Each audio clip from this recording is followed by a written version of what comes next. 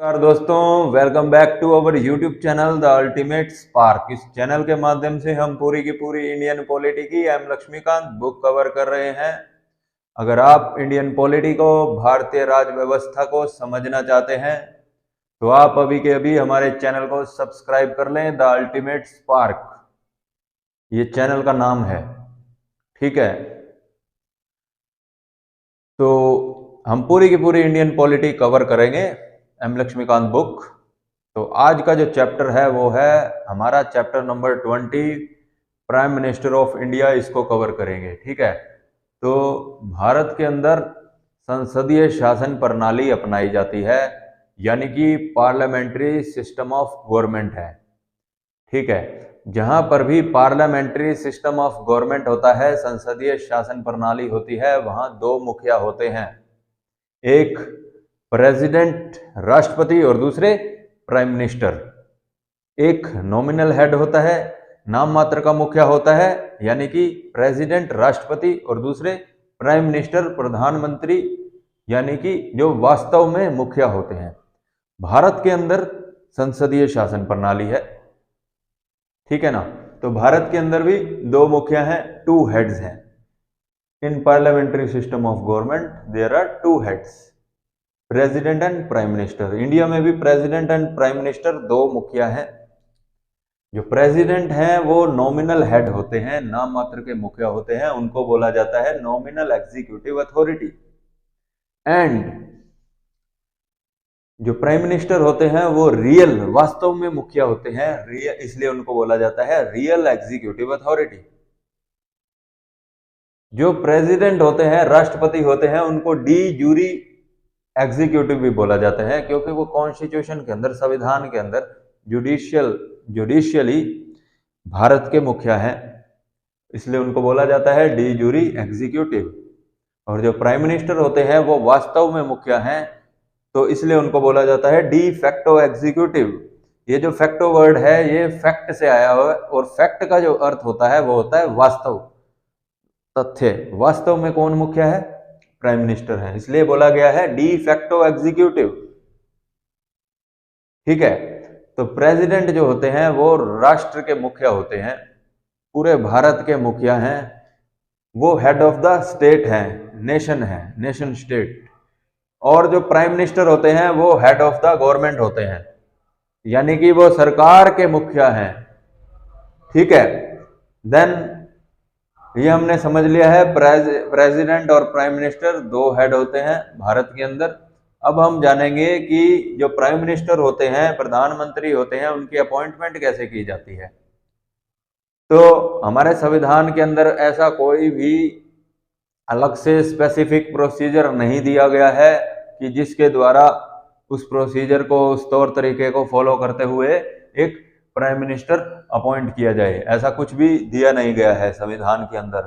Constitution not contain any specific procedure, not contain any specific procedure, ठीक है।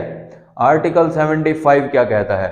Article 75 भारतीय संविधान का कहता है, prime minister shall be appointed by president, कि प्राइम मिनिस्टर को अपॉइंट किया जाता है राष्ट्रपति के द्वारा, प्रेसिडेंट के द्वारा। And other ministers appointed by president on the advice of prime minister, यानी कि जो प्राइम मिनिस्टर है उसको अपॉइंट किया जाता है प्रेसिडेंट के द्वारा, और जो अन्य अदर मिनिस्टर्स होते हैं, मंत्री होते हैं, उनको भी अपॉइंट किया जाता है प्रेसिडेंट के द्वारा। लेकिन फर्क क्या है प्राइम मिनिस्टर और अदर मिनिस्टर्स में, कि जो प्राइम मिनिस्टर है उसको अपॉइंट किया जाता है प्रेसिडेंट के द्वारा, राष्ट्रपति के द्वारा, और जो अदर मिनिस्टर्स हैं उनको अपॉइंट किया जाता है प्राइम मिनिस्टर के परामर्श पर, उनकी सलाह पर, उनकी एडवाइस पर, उनकी सिफारिशों पर। प्राइम मिनिस्टर की सिफारिशों पर, परामर्श पर ही अदर मिनिस्टर्स को अपॉइंट किया जाता है प्रेसिडेंट के द्वारा, राष्ट्रपति के द्वारा, ठीक है। देन क्या राष्ट्रपति जो है, प्रेसिडेंट जो है, वो किसी को भी बना सकते हैं प्राइम मिनिस्टर? कि अगर केजरीवाल जी कहें कि मुझको प्राइम मिनिस्टर बना दो जी, तो क्या वो उनको राष्ट्रपति जो है वो किसी को भी प्रधानमंत्री बना सकते हैं क्या? केजरीवाल को बना सकते हैं? ऐसा नहीं है, किसी को भी ऐसे ही प्रेसिडेंट के द्वारा प्राइम मिनिस्टर नहीं बनाया जा सकता है। तो किसको बनाया जा सकता है बताया गया है, देखिए, president not free to appoint anyone as prime minister, then president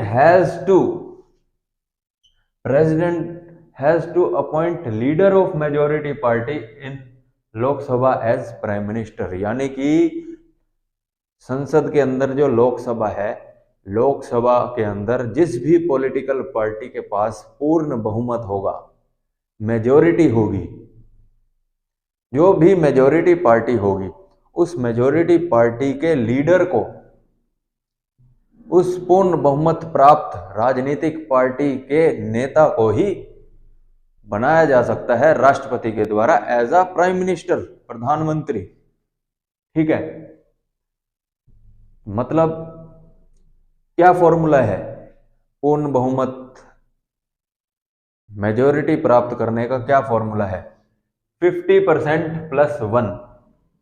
जिस पार्टी के पास 100 में से 50% उसके एमपीज होंगे और इसके अलावा एक अदर एमपी होगा, वो पार्टी मेजॉरिटी पार्टी कहलाएगी, पूर्ण बहुमत प्राप्त पार्टी कहलाएगी। ठीक है, इस समय में जिस पार्टी के पास 272 सीटें हैं वो पार्टी मेजॉरिटी पार्टी कहलाती है, उसके लीडर को ही प्राइम मिनिस्टर बनाया जा सकता है प्रेसिडेंट के द्वारा। ठीक है, देन मान लो किसी भी पार्टी को मेजॉरिटी प्राप्त नहीं होती है, ऐसे में प्रेसिडेंट किसको प्राइम मिनिस्टर बनाएंगे? देखिए, when no clear majority party, then president may exercise his personal discretion। अगर किसी भी पार्टी को पूर्ण बहुमत नहीं प्राप्त होता है, मेजॉरिटी नहीं मिलती है, तो ऐसे में प्रेसिडेंट, राष्ट्रपति अपना खुद का विवेक इस्तेमाल करते हैं, पर्सनल डिस्क्रिशन उसका इस्तेमाल करते हैं।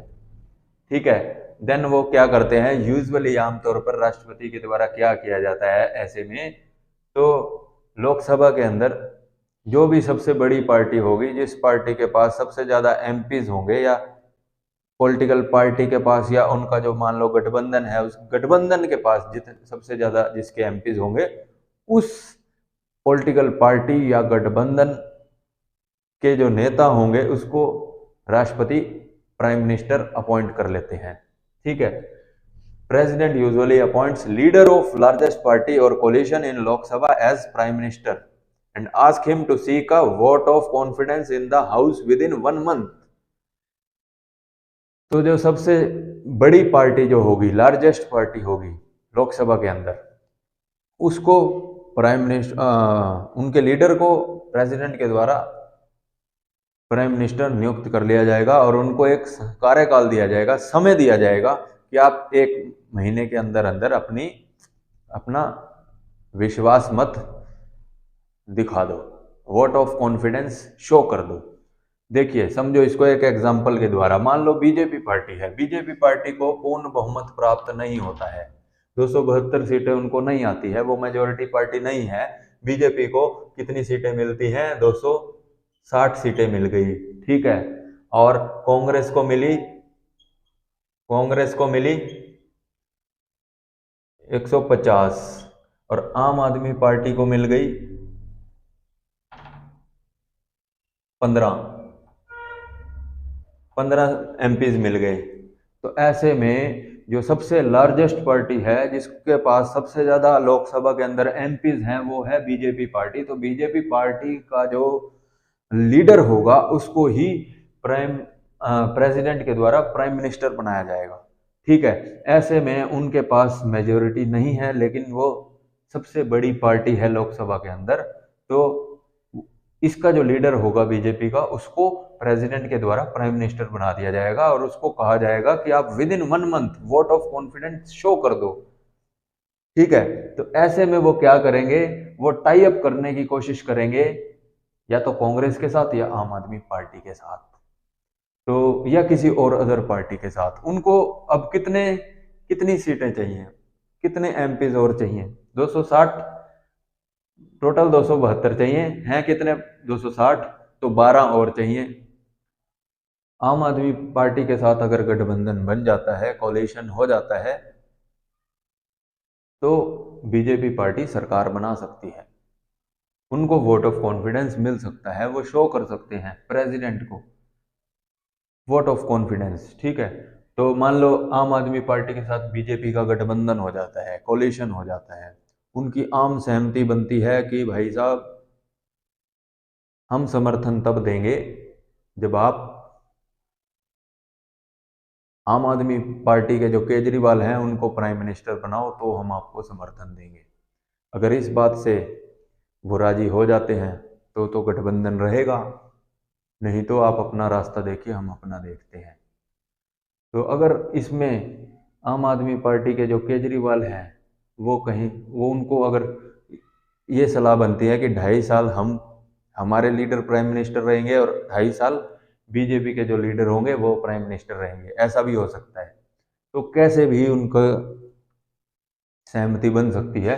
अगर नॉर्मली बात की जाए कि बीजेपी और आम आदमी पार्टी ये दोनों मिल करके कोलिशन करें और इनका जो लीडर हो वो प्राइम मिनिस्टर बन सकता है, ठीक है। देन 1980 में, in 1980 Delhi High Court held that the constitution does not require that a person must prove his majority in Lok Sabha before he is appointed as PM। Delhi high court का 1980 में एक फैसला आया जिसमें उन्होंने कहा कि संविधान ऐसी कोई भी रिक्वायरमेंट शो नहीं करता कि प्राइम मिनिस्टर अपॉइंट करने से पहले लोकसभा के अंदर मेजोरिटी दिखानी जरूरी है। पहले प्राइम मिनिस्टर अपॉइंट किया जा सकता है और बाद में एक स्पेसिफिक टाइम पीरियड के अंदर अंदर उनको, रीजनेबल टाइम पीरियड के अंदर अंदर उनको मेजोरिटी लोकसभा में शो करनी होगी। यानी कि पहले प्राइम मिनिस्टर अपॉइंट किया जा सकता है and then ask to prove majority in Lok Sabha within reasonable period. Chaudhary Charan Singh, VP Singh, I K Gujral, Atal Bihari Vajpayee and many more, ये सभी जो हैं ये प्राइम मिनिस्टर रह चुके हैं। इनके कार्यकाल में इनके पास, इनकी पार्टी के पास कोई पूर्ण बहुमत नहीं था, मेजोरिटी नहीं थी, फिर भी ये प्राइम मिनिस्टर बनाए गए, प्रेसिडेंट के द्वारा अपॉइंट किए गए प्राइम मिनिस्टर, क्योंकि ये उस समय की सबसे बड़ी पार्टी के रूप में उनके ये लीडर थे। उस समय की जो राजनीतिक पार्टी जो सबसे बड़ी थी, जिसकी सबसे ज्यादा सीटें आई थी, उस पार्टी के ये लीडर बनाए गए थे। इसलिए लार्जेस्ट पार्टी के लीडर होने के नाते प्रेसिडेंट ने इनको अपॉइंट किया और एक टाइम पीरियड दिया कि आप 1 मंथ के अंदर अंदर अपनी वोट ऑफ कॉन्फिडेंस को शो कर दो, ठीक है। तो ऐसा ही हुआ, इन्होंने अपना 1 मंथ के अंदर अंदर वोट ऑफ कॉन्फिडेंस शो कर दिया, ठीक है। लेकिन अटल बिहारी वाजपेयी जी की एक बार 13 दिन की सरकार भी चली है, वो वोट ऑफ कॉन्फिडेंस शो नहीं कर पाए थे, ठीक है। देन 1997 में सुप्रीम कोर्ट का एक फैसला आता है जिसमें सुप्रीम कोर्ट कहते हैं, in 1997 Supreme Court held that a person who is not a member of either house of parliament can be appointed as PM for 6 months। कि ऐसा व्यक्ति जो कि संसद के किसी भी सदन का, पार्लियामेंट के किसी भी हाउस का मेंबर नहीं है, ना वो लोकसभा का मेंबर है, ना वो राज्यसभा का मेंबर है, किसी भी हाउस का मेंबर नहीं है, फिर भी उसको प्रेसिडेंट के द्वारा प्राइम मिनिस्टर बनाया जा सकता है, अपॉइंट किया जा सकता है, ठीक है। फॉर 6 months, 6 महीने के लिए बनाया जा सकता है, within which he should become a member of either house of parliament, otherwise he ceases to be the PM. President के द्वारा प्राइम मिनिस्टर 6 महीने के लिए बनाया जा सकता है, लेकिन 6 महीने के अंदर अंदर विद इन विच उस व्यक्ति को जिसको प्राइम मिनिस्टर बनाया गया है उसको किसी भी हाउस का, पार्लियामेंट के किसी भी हाउस का या लोकसभा का या राज्यसभा का मेंबर उसको बनना पड़ेगा। अगर वो 6 महीने के अंदर अंदर किसी भी हाउस का मेंबर अगर नहीं बनता है तो उसको प्राइम मिनिस्टीरियलशिप छोड़नी होगी। Otherwise he ceases to be the PM, उसको प्रधानमंत्री पद छोड़ना होगा अगर वो 6 महीने के अंदर अंदर संसद के किसी भी लोकसभा या राज्यसभा के किसी भी सदन का सदस्य अगर वो नहीं बनता। ठीक है, then constitutionally PM may be a member of any of the 2 houses of parliament. संवैधानिक रूप से जो प्राइम मिनिस्टर होता है वो किसी भी हाउस के व्यक्ति को बनाया जा सकता है। पार्लियामेंट के किसी भी सदन के सदस्य को प्रधानमंत्री बनाया जा सकता है। अगर कोई राज्यसभा का मेंबर है उसको भी प्राइम मिनिस्टर बनाया जा सकता है और जो लोकसभा का मेंबर है उसको भी बनाया जा सकता है। एग्जाम्पल के तौर पर जो मनमोहन सिंह थे वो राज्यसभा के सदस्य रहकर ही प्रधानमंत्री बने थे। इंदिरा गांधी ये भी राज्यसभा सदस्य रहकर ही प्रधानमंत्री बनी थी। देन बात करेंगे प्राइम मिनिस्टर की ओथ की, शपथ की। देखिए, before enters upon his office president administers to him the oath of office and secrecy. देखिए, प्रेसिडेंट के द्वारा प्राइम मिनिस्टर को अपॉइंट किया जाता है और प्रेसिडेंट के द्वारा ही प्राइम मिनिस्टर को शपथ दिलाई जाती है, गोपनीयता की भी शपथ दिलाई जाती है, ओथ ऑफ सीक्रेसी। ठीक है, तो before enters upon his office, prime minister अपना पदभार शुरू करने से पहले, कार्यकाल को शुरू करने से पहले, कार्यालय में एंटर करने से पहले प्राइम मिनिस्टर को शपथ दिलाई जाती है प्रेसिडेंट के, राष्ट्रपति के द्वारा। Then PM swears that to bear, ये प्राइम मिनिस्टर की ओथ है, शपथ है, उनको क्या क्या शपथ लेनी होती है। देखिए, to bear true faith and allegiance to the constitution of India, कि प्रधानमंत्री कहते हैं कि वो सच्ची श्रद्धा व निष्ठा के साथ संविधान को फॉलो करेंगे। ठीक है, to uphold the sovereignty and integrity of India, वो भारत की संप्रभुता व अखंडता को बनाए रखेंगे, अपहोल्ड रखेंगे, अक्षुण्ण रखेंगे। To faithfully and conscientiously discharge the duties of his office, कि जो भी उसका एज अ प्रधानमंत्री के रूप में उसके पास जो भी कार्य आएगा, जो भी उसके कर्तव्य होंगे, उसको वो पूरे विश्वास के साथ और शुद्ध अंतःकरण के साथ उसका वो निर्वहन करेगा। फोर्थ है to do right to all the manner of people in accordance with the constitution and the law without fear and favour, affection और इल विल, कि जो प्रधानमंत्री होगा वो बिना किसी राग द्वेष के, द्वेष यानी इल विल, बुरी इच्छा के, बिना किसी बुरी इच्छा के, द्वेष के, बिना किसी राग के, मोह के, या बिना किसी भय या पक्षपात के, वो सभी ऑल मैनर ऑफ पीपल, सभी लोगों के साथ न्याय करेगा। टू डू राइट, न्याय करेगा, और संविधान के, कॉन्स्टिट्यूशन के हिसाब से और कानून के हिसाब से जो कुछ भी होगा वो सभी वो न्याय करेगा। वो right to do right to all manner of people in accordance with the constitution and the law without fear and favour, affection और इल विल, कि वो बिना किसी भय और पक्षपात के, बिना किसी राग द्वेष के, वो सभी नागरिकों के साथ न्याय करेगा, और इन accordance with the constitution and law, कानून और संविधान के अनुसार वो न्याय करेगा सभी लोगों के साथ, ठीक है। देन उसके बाद उसको ओथ ऑफ सीक्रेसी, गोपनीयता की भी शपथ दिलाई जाती है।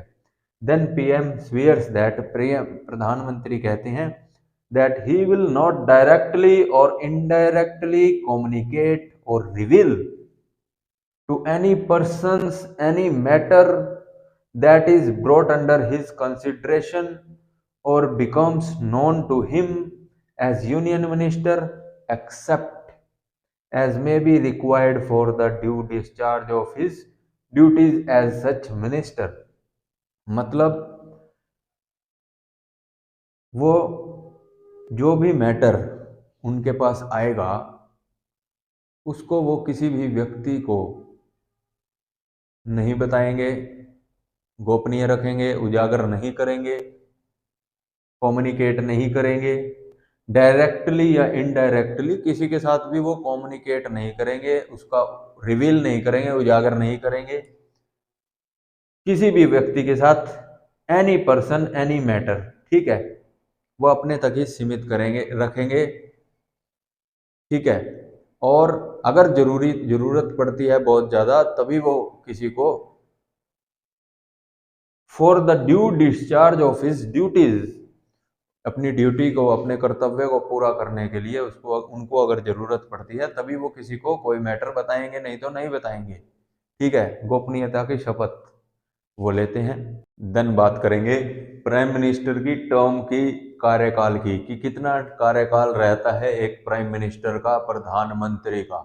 देखिए हमारे इंडियन कॉन्स्टिट्यूशन के द्वारा, भारतीय संविधान के द्वारा प्राइम मिनिस्टर का कार्यकाल फिक्स नहीं किया गया है, उसका कोई भी कार्यकाल नहीं होता है, नॉट फिक्स्ड बाय कॉन्स्टिट्यूशन, ठीक है।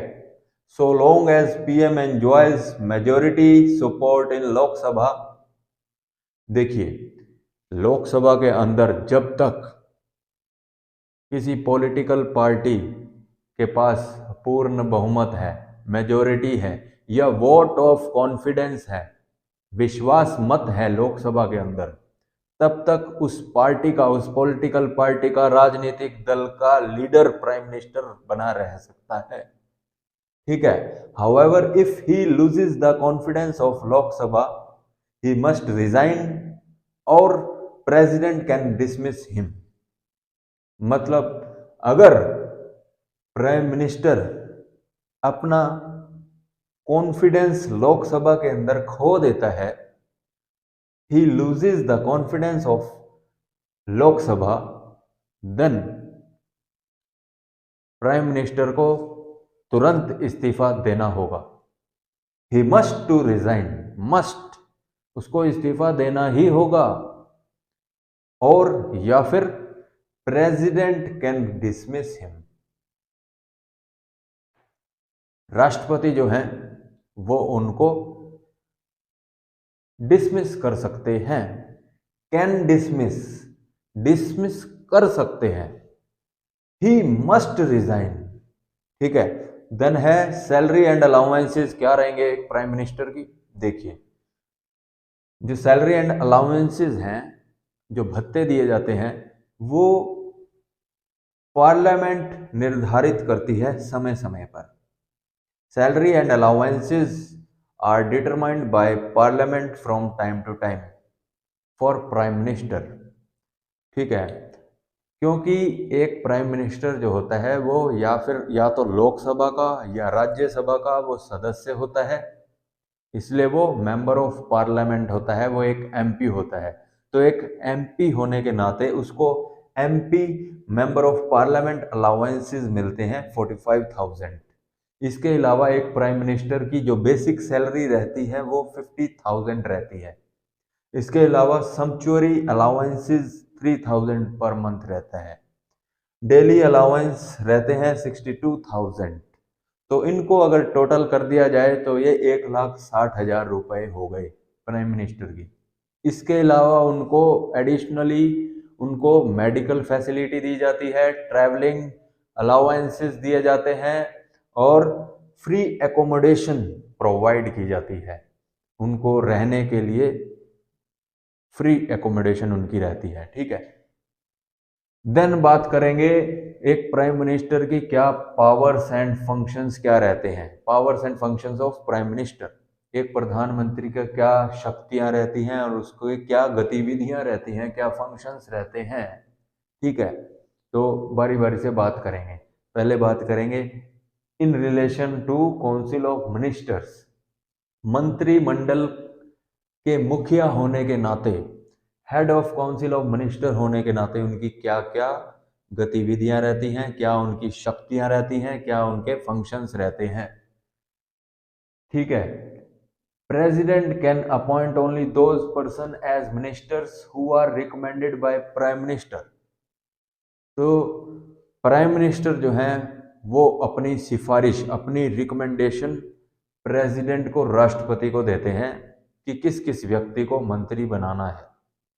तो प्राइम मिनिस्टर की सिफारिशों पर ही, परामर्श पर ही किसी भी व्यक्ति को मंत्री बनाया जाता है और राष्ट्रपति अपॉइंट करते हैं अदर मिनिस्टर्स को as a minister. Then allocates and reshuffles various portfolios among ministers। जो प्राइम मिनिस्टर होता है वो समय समय पर सभी मंत्रियों को अलग अलग मंत्रालय सौंपता है और उसको रीशफल भी करता है। कभी जरूरत पड़ने पर किसी मंत्री से कोई उसका मंत्रालय वापस भी लेकर के दूसरे को दिया जा सकता है, या किसी उप मंत्री को मंत्री बनाया जा सकता है, या मंत्री को कैबिनेट मंत्री बनाया जा सकता है, या किसी मंत्री को नीचे करके राज्य मंत्री भी बनाया जा सकता है। ठीक है, तो वो रिशफल कर सकते हैं, या किसी से बिल्कुल मंत्री पद छीन करके किसी और नॉर्मल एमपी को मंत्री बनाया जा सकता है, या किसी ऐसे व्यक्ति को जो किसी भी न लोकसभा का सदस्य है न राज्यसभा का सदस्य है, उसको भी मंत्री बनाया जा सकता है, जैसे अरुण जेटली को बनाया गया था।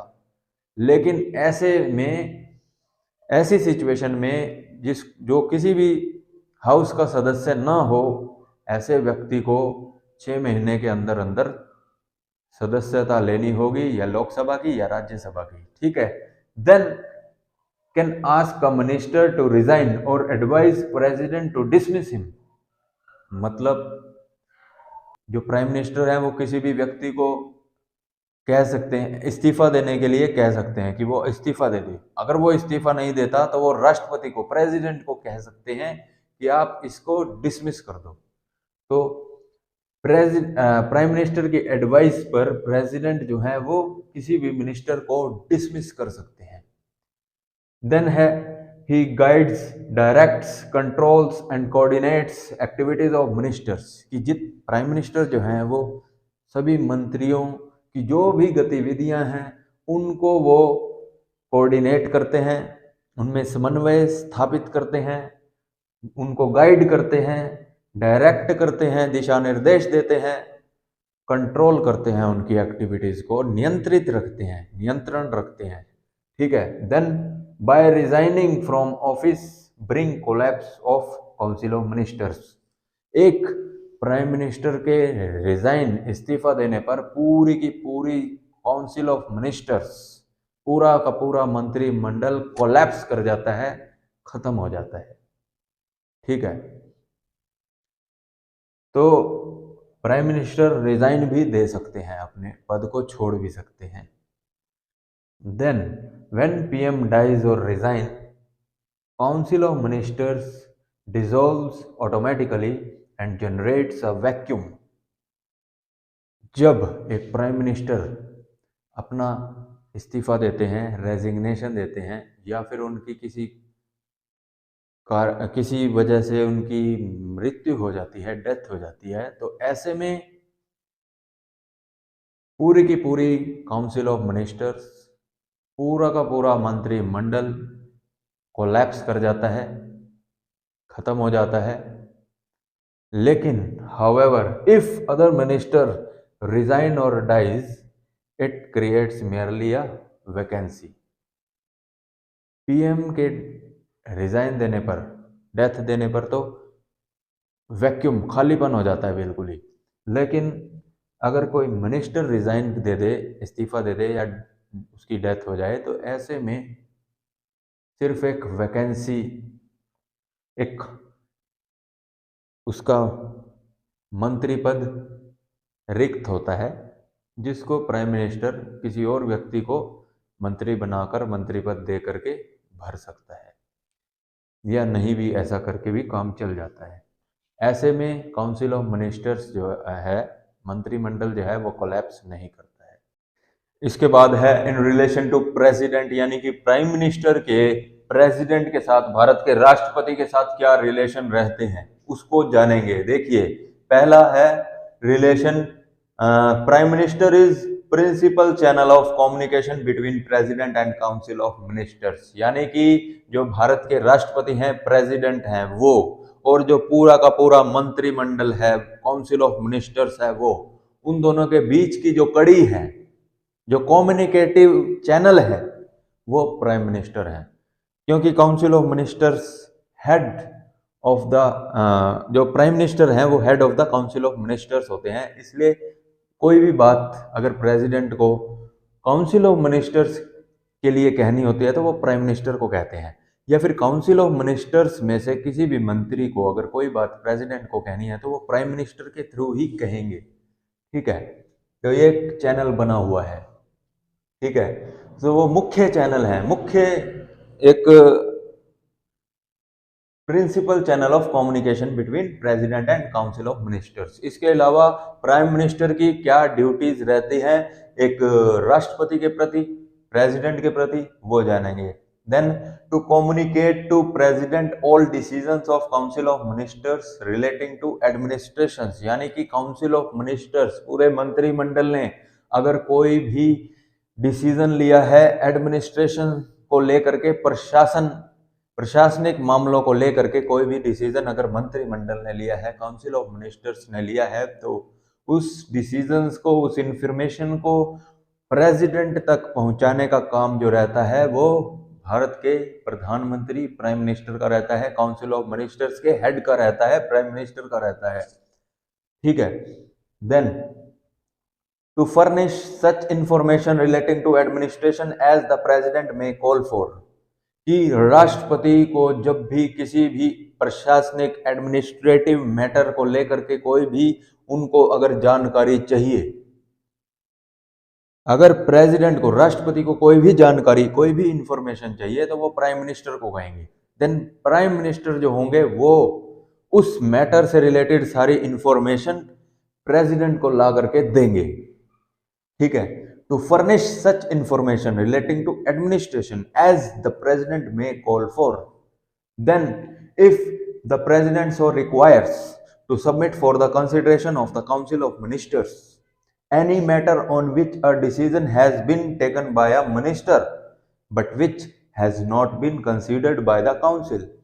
यानी कि प्रेसिडेंट को अगर जब रिक्वायरमेंट पड़ती है, जरूरत पड़ती है, तो वो क्या करते हैं, वो कोई अगर डिसीजन अपने आप में किसी एक मंत्री के द्वारा लिया गया है किसी भी मामले को लेकर के, और अगर प्रेसिडेंट को लगता है, रिक्वायरमेंट लगती है, तो वो उस मंत्री के द्वारा लिए गए डिसीजन को कंसिडरेशन के लिए पूरी की पूरी होल काउंसिल ऑफ मिनिस्टर्स, मंत्रिमंडल के पास सौंप सकते हैं, उनकी कंसिडरेशन के लिए, पूरे के पूरे काउंसिल ऑफ मिनिस्टर्स की कंसिडरेशन के लिए।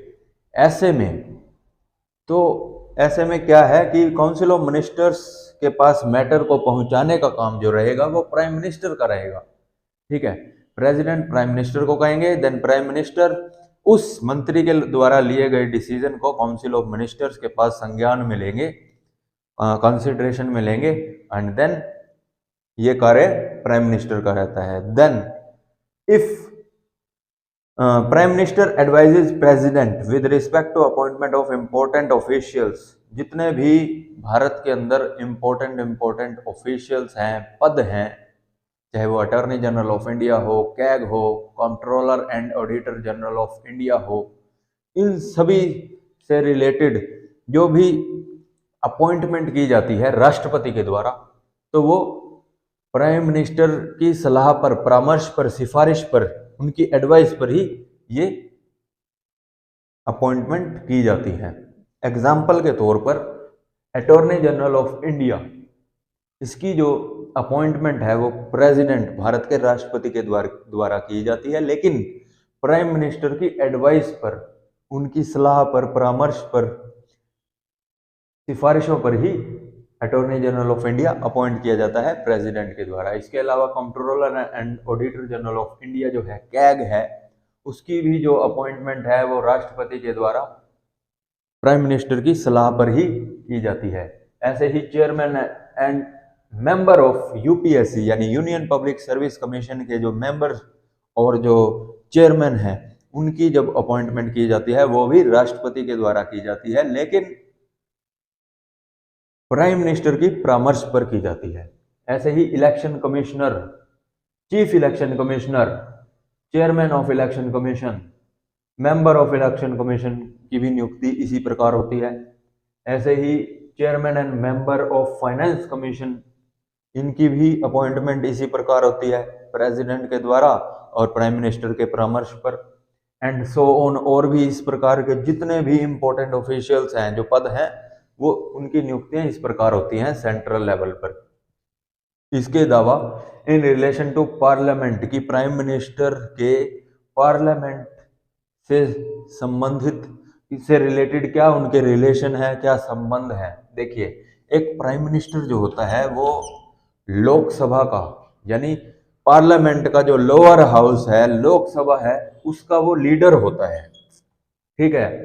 देन जितनी भी गवर्नमेंट पॉलिसीज होती हैं, उन गवर्नमेंट पॉलिसीज को पार्लियामेंट के हाउसेज में on the floor of house उनको अनाउंस करने का काम प्राइम मिनिस्टर का रहता है।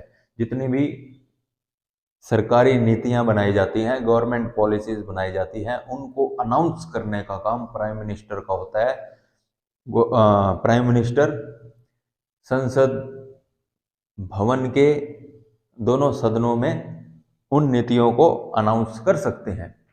इसके अलावा वो एडवाइस, प्राइम मिनिस्टर जो है वो एडवाइस करते हैं प्रेसिडेंट को with respect to summoning and proroguing of sessions of parliament. देखिए, समनिंग मतलब बुलाना, बुलावा, बुलाना, समन।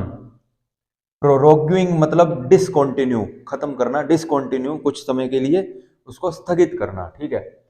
सेशन मतलब ये जो सेशंस ऑफ पार्लियामेंट, देखिए संसद के सत्र चलते हैं, सेशन चलते हैं, winter session, monsoon session, summer session, ठीक है, बजट सेशन, ये अलग अलग सेशन चलते हैं, जो उन्हीं की बात हो रही है। देखिए, जो प्राइम मिनिस्टर होते हैं वो प्राइम मिनिस्टर प्रेसिडेंट को एडवाइस करते हैं, सलाह देते हैं कि वो सत्र की शुरुआत करवाए और जितने भी एमपीज हैं उनको उनकी को समनिंग दे, समन, उनको बुलावा दे कि वो सत्र में आए। शीतकालीन सत्र अब शुरू हो रहा है जैसे, ठीक है। इसी प्रकार उसको जब खत्म करना है सेशन को, डिसकंटिन्यू करने के लिए उनको दोबारा से राष्ट्रपति को एडवाइस दी जाती है प्राइम मिनिस्टर के द्वारा कि वो प्रोरोगिंग ऑफ सेशन, ठीक है। देन फोर्थ है recommend president for dissolution of Lok Sabha at any time, कि प्राइम मिनिस्टर जो हैं वो प्रेसिडेंट को परामर्श देकर, सलाह देकर, उनको सिफारिश करके, रिकमेंड करके वो किसी भी समय एट एनी टाइम लोकसभा को डिसॉल्व कर सकते हैं, उसको खत्म कर सकते हैं। Then other powers and functions of prime minister, जो प्रधानमंत्री के जो अदर शक्तियां होती हैं या उसके जो कार्य रहते हैं वो इस प्रकार हैं। जो प्राइम मिनिस्टर होते हैं वो प्लानिंग कमीशन के चेयरमैन होते हैं। प्लानिंग कमीशन, जिसे आज की डेट में नीति आयोग बोला जाता है, वो नीति आयोग के चेयरमैन होते हैं जो प्राइम मिनिस्टर होते हैं। इसके अलावा वो नेशनल डेवलपमेंट काउंसिल के चेयरमैन होते हैं, नेशनल इंटीग्रेशन काउंसिल के भी वो चेयरमैन होते हैं, इंटर स्टेट काउंसिल के वो चेयरमैन होते हैं। इसके अलावा वो नेशनल वाटर रिसोर्सेज काउंसिल के भी चेयरमैन होते हैं, ठीक है। देश की जो फॉरेन पॉलिसी होती है, फॉरेन पॉलिसी, विदेश नीति, फॉरेन पॉलिसी को बनाने में उनका सिग्निफिकेंट रोल रहता है, significant role in shaping foreign policy. ठीक है। देन वो यूनियन गवर्नमेंट के चीफ स्पोक्समैन होते हैं। ठीक है, मुख्य प्रवक्ता, chief spokesman of union government. ठीक है, जो पॉलिटिकल पार्टी पावर में होती है, यानी कि जो राजनीतिक दल सत्ता में होता है, उसके वो लीडर होते हैं, नेता होते हैं, leader of party in power.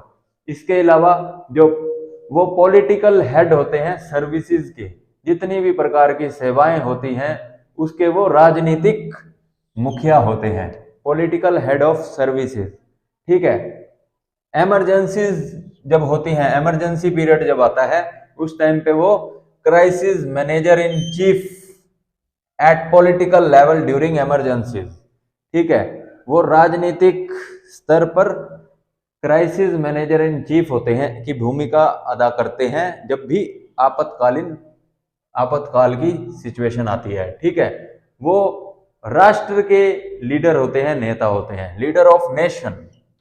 इसके अलावा thus PM plays highly crucial role in politico-administrative system of country and in parliamentary system, यानी कि संसदीय शासन प्रणाली के अंदर प्राइम मिनिस्टर का, प्रधानमंत्री का अहम रोल रहता है। इसलिए क्योंकि अहम रोल रहता है पार्लियामेंट्री गवर्नमेंट में, इसलिए पार्लियामेंट्री गवर्नमेंट को प्राइम मिनिस्टीरियल गवर्नमेंट भी बोला जाता है। ठीक है, ये रोल डिस्क्रिप्शंस हैं जो कि वेरियस स्कॉलर्स के द्वारा, eminent scholars and constitutional experts के द्वारा ये टिप्पणियां की गई हैं, डिस्क्रिप्शंस दी गई हैं, कमेंट दिए गए हैं प्राइम मिनिस्टर के लिए। ठीक है, मुनरो कहते हैं the PM is the captain of the ship of the state. ये जो राष्ट्र रूपी जो नाव है, जो शिप है, PM उसके कैप्टन होते हैं। ठीक है। HRG ग्रीव्स कहते हैं the government is the master of the country and PM is the master of the government. कि कंट्री के अंदर, राष्ट्र के अंदर जो सरकारें होती हैं वो मास्टर होती हैं, एंड जो सरकारों का भी मास्टर है, वो जो सरकारों का भी मास्टर है वो PM है। The government is the master of the country and PM is the master of the government. ठीक है। देन BR अम्बेडकर जी ने कहा, if any functionary under our constitution is to be compared with the US president, he is PM not the president of union. Ambedkar ji ने कहा कि अगर US president के साथ किसी की तुलना की जाए, कंपेयर किया जाए किसी को, फंक्शंस, कार्य के आधार पर और शक्तियों के आधार पर, अगर US प्रेसिडेंट से किसी को कंपेयर किया जाए हमारे अपने भारतीय संविधान के अंदर, तो वो प्राइम मिनिस्टर हैं उनकी तुलना में, ना कि राष्ट्रपति हैं, प्रेसिडेंट हैं। ठीक है। तो US प्रेसिडेंट का जो शक्तियां हैं, जो पावर हैं, जो फंक्शंस हैं, उसके लेवल के अगर किसी के पास इंडिया के अंदर अगर पावर है तो वो प्राइम मिनिस्टर की है, ना कि प्रेसिडेंट की। ठीक है। हमारे इंडिया में जहां पार्लियामेंट्री गवर्नमेंट है, यहां पर प्राइम मिनिस्टर की पावर ज्यादा रहती है, इसलिए प्राइम मिनिस्टीरियल गवर्नमेंट इंडिया के अंदर चलती है। ठीक है। चौधरी चरण सिंह, VP सिंह, नरेंद्र मोदी, IK गुजराल, ये ऐसे कुछ नाम हैं जो कि पहले CM रह चुके थे और उसके बाद वो प्राइम मिनिस्टर बने। ठीक है। तो आज की इस वीडियो में इतना ही। नेक्स्ट जो हमारा चैप्टर आएगा वो काउंसिल ऑफ मिनिस्टर्स आएगा, चैप्टर नंबर 21। ठीक है। अगर वीडियो आपको अच्छी लग रही है तो इसे ज़्यादा से ज़्यादा शेयर करें, लाइक करें और चैनल को सब्सक्राइब कर लें। हम पूरी की पूरी बुक कवर करेंगे, ये नोट्स फॉर्म में हम आपको पढ़ाते हैं, इसको आप कॉपी कर लें। ठीक है जी, धन्यवाद।